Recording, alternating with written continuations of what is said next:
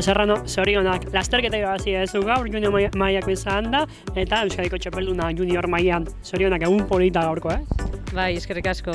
Hasieran pelotoien jungea denak, nahiko suabe jungea, eta repetxotan ritmo goio jarri dugu batzuk, baina alare karrera gutxi gora era nahiko mantxo izan da, eta dana azkeneko aldapako grupon dezitua.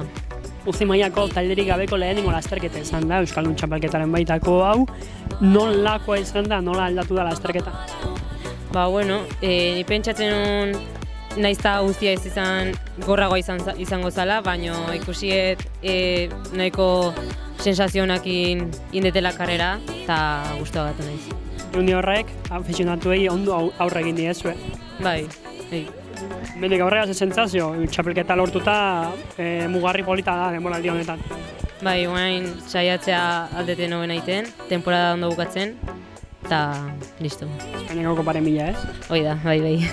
Zorionak. Eskerrik asko.